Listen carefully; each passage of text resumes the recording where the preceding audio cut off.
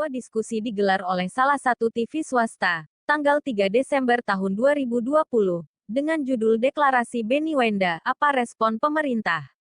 Mari kita simak cuplikannya. Kerasnya statement Natalius Pigai dan tanggapan Yoris Raweyai. Tidak sesuai dengan standar internasional menurut New York Agreement. Maka kelompok intelektual Papua, karena plebisitnya dilakukan hanya terhadap 1028 orang dari 800.000 orang Papua, sementara syarat PBB adalah one man, one vote, one peldu.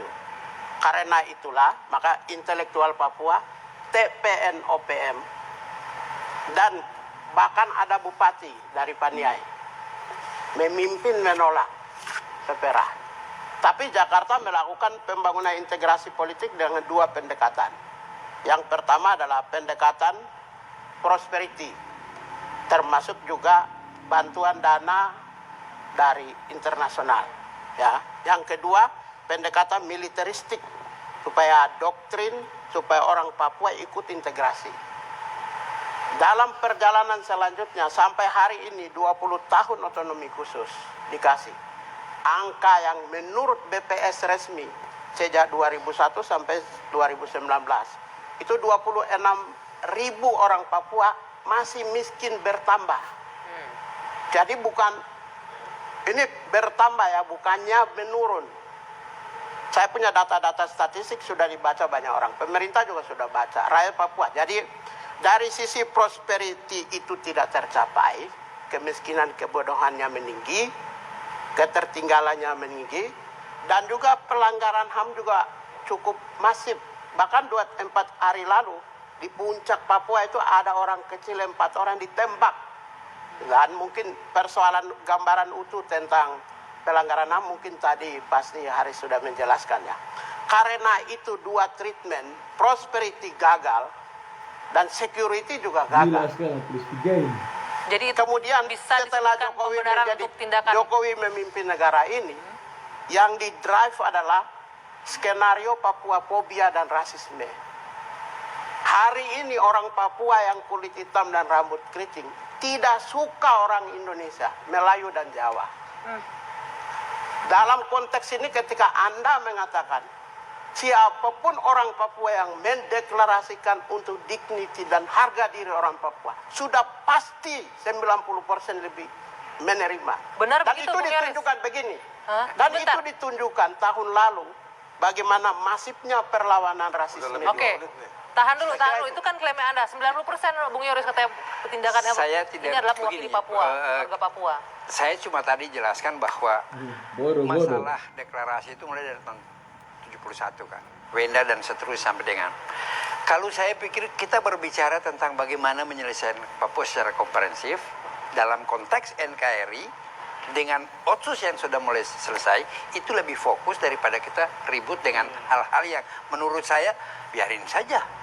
Nah, saya mau bilang sama Sebentar, Natalis. boleh saya potong, Wir? Bagaimana dengan klaimnya Bung Piga? Katanya ini yang saya mau sampaikan. representasi. Gini. Potensi lebih. Saya begini, Natalis sama Haris. Saya tuh pernah ketemu dengan hampir semua kelompok, baik itu UNLWP, kemudian dengan KNPB, kemudian AMPT. Tujuan mereka tuh bicara selalu dialog.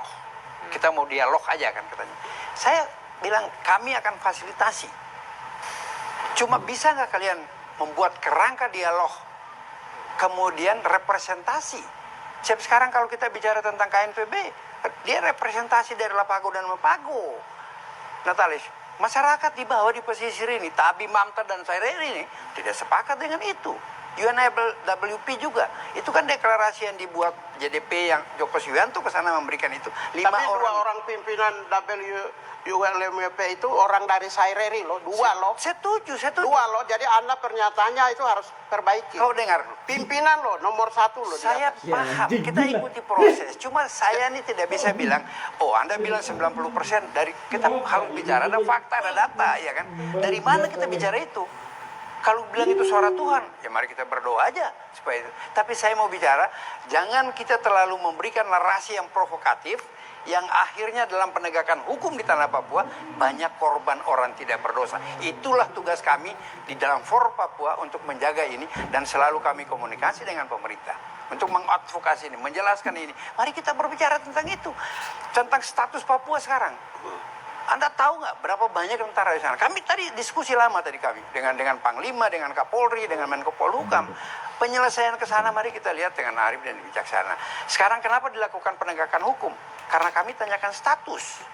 Tadi sehari kan kita sudah diskusi sebelumnya bahwa dengan penempatan 10 batalion di sana dipimpin oleh Pangko Gapil dengan 3 bintang kan, ini statusnya apa? Apakah daerah operasi militer atau darurat sipil? Tidak. Mereka dalam rangka melakukan penegakan hukum karena ada kelompok-kelompok masyarakat yang secara ilegal memiliki senjata kemudian melakukan intimidasi. Ini melanggar hukum dan ini Jadi undang-undang. Panglima Komando Gabungan Pertahanan itu penegakan hukum. Nah, dijawab nanti itu penegakan hukumnya seperti apa. Usai jeda, dua sisi akan kembali untuk Anda.